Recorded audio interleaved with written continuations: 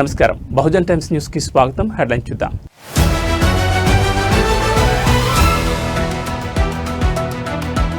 Fee reimbursement వివాదం, కమిటీలపై బండి సంజయ్ తీవ్ర విమర్శలు.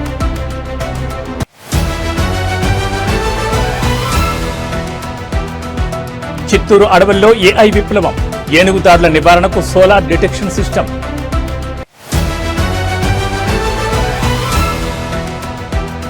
బాహుబలి అభిమానులకు పండగ, the eternal war part 1 teaser విడుదల.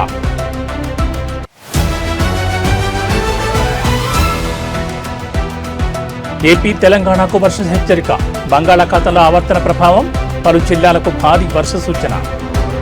ఇక డీటెయిల్స్ చూస్తే తెలంగాణలో ఫీజు రియంబర్స్మెంట్ వ్యవహారం మరోసారి రాజుకుంది. ఈ అంశంపై రాష్ట్ర ప్రభుత్వం ఏర్పాటు చేసిన కమిటీపై కేంద్ర హోంశాఖ సహాయ మంత్రి బీజేపీ నేత బండి సంజయ్ కుమార్ తీవ్రస్థాయిలో విమర్శలు గుప్పించారు. విద్యార్థులు, విద్యా సంస్థల భవితవ్యానికి ముడిపడిన ఈ కీలక అంశంలో కమిటీల పేరుతో ప్రభుత్వం కాలయాపన చేస్తోందని ఆయన ఆరోపించారు. ఫీజు బకాయిలు చెల్లించకపోవడం వల్ల ఇప్పటికే 2500 విద్యా సంస్థలు మూతపడ్డాయని, ఇది విద్యారంగాన్ని నాశనం చేస్తుందని ఆయన మండిపడ్డారు.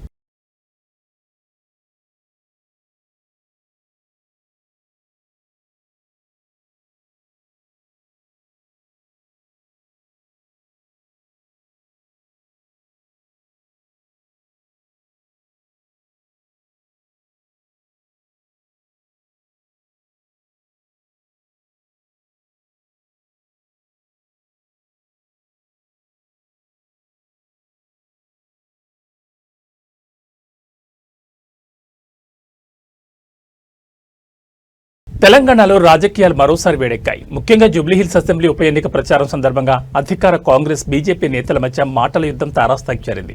ఈ ప్రచారంలో భాగంగా ముఖ్యమంత్రి రేవంత్ రెడ్డి కేంద్ర మంత్రి కిషన్ రెడ్డికి నేరుగా సవాల్ విసిరారు.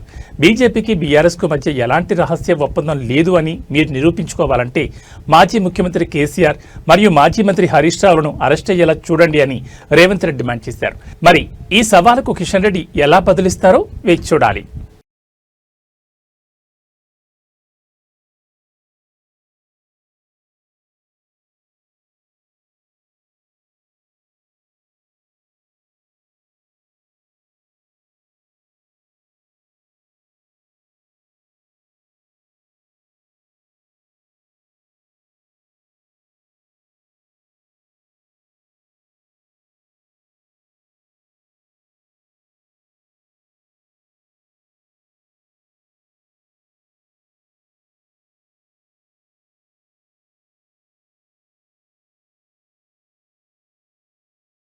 ఆంధ్రప్రదేశ్లో గ్రామీణ ప్రాంత రోడ్ల మరమ్మతులు, పునర్నిర్మాణానికి సంబంధించి ప్రభుత్వం ఒక కీలక నిర్ణయం తీసుకుంది.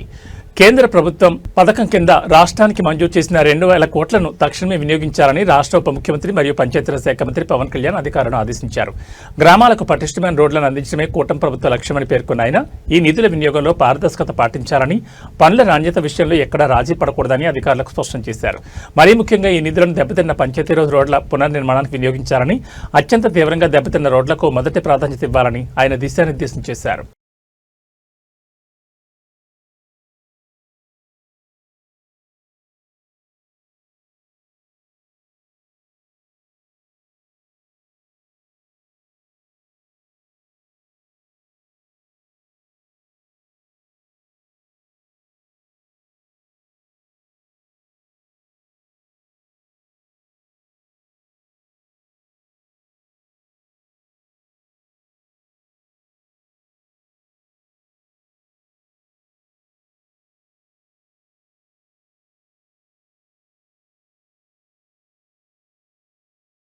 ఆంధ్రప్రదేశ్లో ఇటీవల సంభవించిన మోంతా తుఫాను కారణంగా జరిగిన పంట నష్టం అంచనా మరింతగా పెరిగింది. వ్యవసాయ శాఖ విడుదల చేసిన నివేదిక ప్రకారం రాష్ట్రంలో మొత్తం 24 జిల్లాల్లో పంట నష్టం జరిగింది. ముఖ్యంగా కోస్తాంధ్ర మరియు కృష్ణా జిల్లాలో నష్టం తీవ్రత ఎక్కువగా ఉంది. మొత్తం మీద అంచనా వేసిన దానికంటే ఎక్కువగా 1.58 లక్షల హెక్టార్లలో పంట దెబ్బతిన్నట్లు ఈ నివేదిక స్పష్టం చేసింది. ఈ అనూహ్య నష్టంపై రైతుల్లో ఆందోళన వ్యక్తమవుతోంది.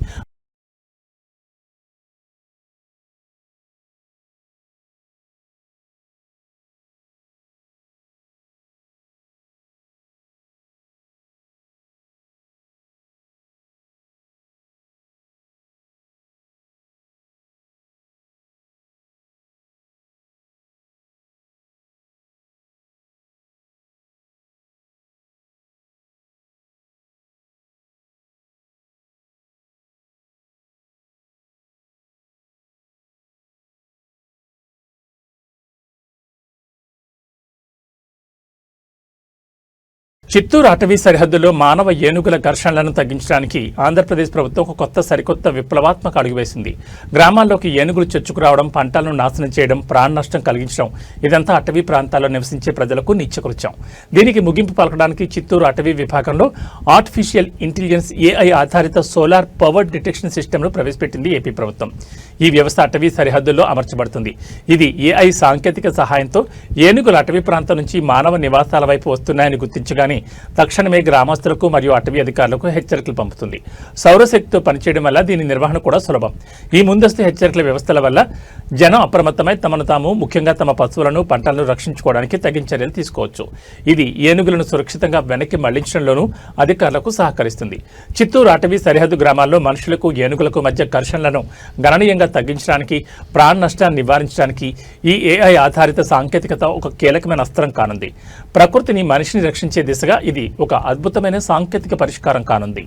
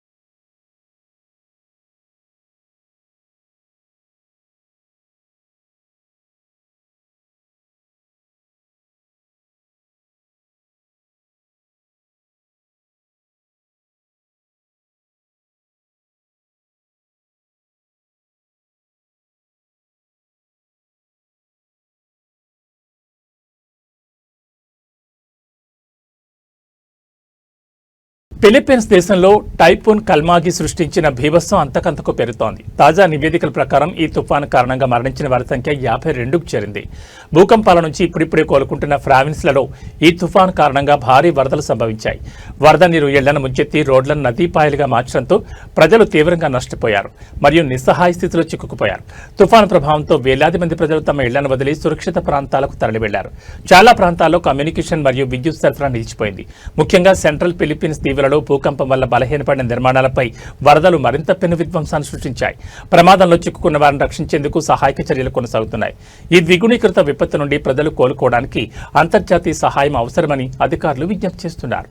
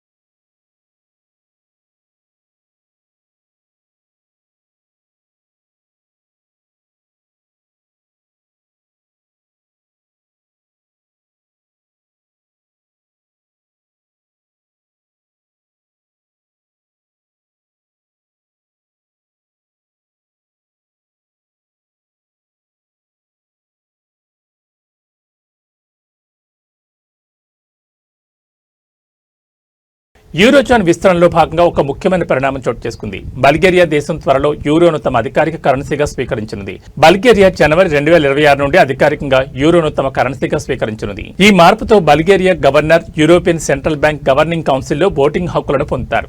ఈ కౌన్సిల్ యూరోజోన్లోని ద్రవ్య విధానాన్ని నిర్ణయించే అత్యున్నత సంస్థ.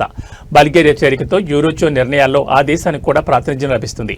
ప్రస్తుతం బల్గేరియా లెవ్ అనే కరెన్సీని ఉపయోగిస్తోంది. బల్గేరియా యూరోను స్వీకరించడం అనేది వారి ఆర్థిక వ్యవస్థను యూరోజోన్తో మరింతగా ఏకీకృతం చేస్తుంది.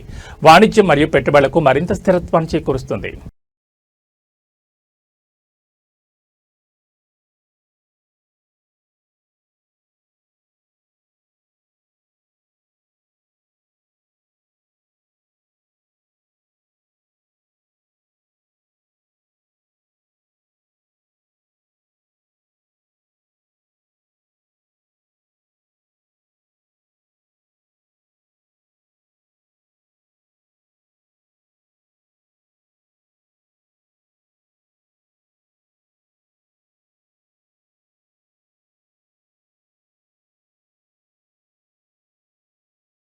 భారతీయ సినిమా చరిత్రలో ఓ మైలురాయిగా నిలిచిన బాహుబలి ఫ్రాంచైజీకి సంబంధించిన మరో సంచలన అప్డేట్ ఇది.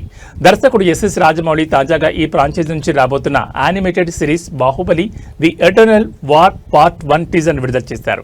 బాహుబలి అభిమానులు ఎప్పుడెప్పుడు అని ఎదురుచూస్తున్న ఈ సిరీస్ ఈ టీజర్లో యువకుడైన అమరేంద్ర బాహుబలిని మరింత శక్తివంతమైన పోరాట వీరుడి అవతారంలో చూపించడం విశేషం. ఇది యానిమేటెడ్ ఫార్మాట్లో ఉన్నప్పటికీ సినిమాలోని భవ్యం గ్రాండియర్ ఏమాత్రం తగ్గలేదని టీజర్ స్పష్టం చేస్తోంది. సినిమాలో చూడని మరిన్ని కొత్త కథాంశాలు ఘట్టాలను ఈ సిరీస్ ప్రేక్షకులకు అలరించే అవకాశం ఉంది. ఈ యానిమేటెడ్ సిరీస్ ద్వారా బాహుబలి ప్రపంచం మరియు పాత్రల చరిత్రను మరింత లోతుగా తెలుసుకునే అవకాశం ప్రేక్షకులకు లభిస్తుంది. బాహుబలి ప్రపంచంలో జరిగిన శాశ్వత యుద్ధాల కథను తెరపై చూసేందుకు అభిమానులు ఉత్సాహంగా ఎదురుచూస్తున్నారు.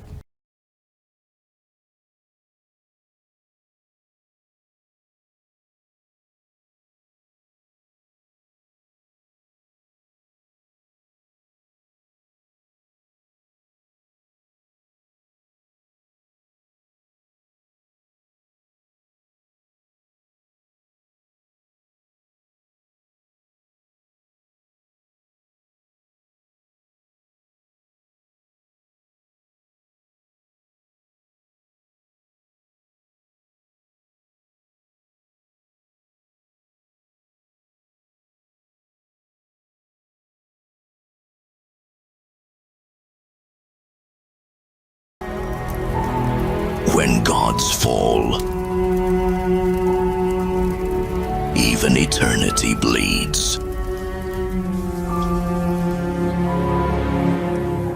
You were born from light, and yet you march with shadows. The light abandoned me long before the darkness embraced me. Mega power star Ram Charan, Uppena fame Buchibabu, Sana కాంబినేషన్లో వస్తున్న రూరల్ స్పోర్ట్స్ డ్రామా పెద్ది నుంచి అదిరిపోయే మ్యూజికల్ అప్డేట్ వచ్చింది. సినిమాకు ఆస్కార్ అవార్డు గ్రహీత AR Rahman సంగీతం అందిస్తున్న సంగతి తెలిసిందే. తాజాగా ఈ సినిమాలోని మొదటి సింగిల్ చికిరి గురించి ఏఆర్ రెహమాన్ మరియు దర్శకుడు బుచ్చిబాబు సానా ఒక సరదా వీడియో ద్వారా వివరాలు పంచుకున్నారు. చికిరి అంటే ఏంటి? ఆ వీడియోలో ఏఆర్ రెహమాన్ చికిరి అంటే ఏమిటని అడగ బుచ్చిబాబు, మా ప్రాంతంలో అలంకరణ అవసరం లేని సహజంగా అందంగా ఉండే ఆడపిల్లలను ముద్దుగా చికిరి అని పిలుస్తారని వివరించారు. రామ్ చరణ్ పాత్ర పెద్ది. హీరోయిన్ జాన్వీ కపూర్ను మొదటిసారి చూసినప్పుడు అతని మనసులో కలిగే భావాలను ఈ పాటలో చూపించబోతున్నారట. Oscar winner AR Rahman tune, Buchi Babu Sana rural story telling మరియు రామ్ చరణ్ మాస్ స్టెప్పులు ఈ పాటను ఎంత పెద్ద హిట్ చేస్తాయోనని అభిమానులు ఉత్సాహంగా ఎదురుచూస్తున్నారు. నవంబర్ 7న ఈ చికిరి పాట పూర్తి లిరికల్ వీడియో విడుదల కానుంది.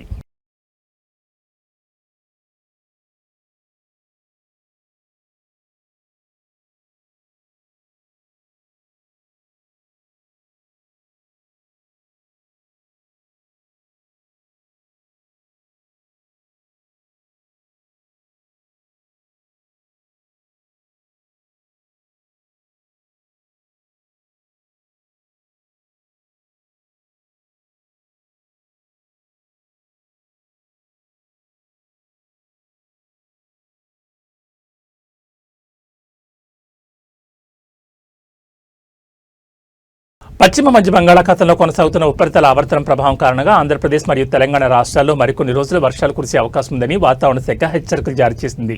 ఈ రోజు మధ్యాహ్నం నుంచి రాత్రి వరకు తెలంగాణలోని పలు జిల్లాల్లో ఉరుములు మెరుపులతో కూడిన మోస్తరు నుంచి భారీ వర్షాలు కురిసే అవకాశం ఉంది. ప్రధానంగా వికారాబాద్, రంగారెడ్డి, మహబూబ్ నగర్, నాగర్ కర్నూల్, నల్గొండ, వనపర్తి, గద్వాల, భద్రాద్రి కొత్తగూడెం, ఖమ్మం, మహబూబాబాద్, ములుగు వంటి జిల్లాలకు వర్షం సూచనుంది. రాజధాని హైదరాబాద్లో కూడా సాయంత్రం లేదా రాత్రి వేళల్లో వర్షం పడే అవకాశం ఉంది. ఉపరితల ఆవర్తనం కోస్తా తీరానికి ఆనుకుని పశ్చిమ మధ్య బంగాళాఖాతంలో కొనసాగుతోంది. కోస్తాంధ్ర మరియు రాయలసీమ ప్రాంతాలకు ఎల్లో అలర్ట్ జారీ చేశారు. ఈరోజు కోనసీమ, కృష్ణా, గుంటూరు, బాపట్ల, ప్రకాశం, నెల్లూరు, కర్నూలు, కడప, తిరుపతి జిల్లాల్లో అక్కడక్కడ పిడుగులతో కూడిన మోస్తరు వర్షాలు కురిసే అవకాశం ఉంది. మిగతా జిల్లాల్లో తేలికపాటి వర్షాలు పడవచ్చు. ఉరుములు, మెరుపులతో కూడిన వర్షాలు పడే సమయంలో ప్రజలు చెట్ల కింద లేదా బహిరంగ ప్రదేశాల్లో ఉండకుండా సురక్షిత ప్రాంతాలకు వెళ్లాలని ఏపీ విపత్తుల నిర్వహణ సంస్థ సూచించింది.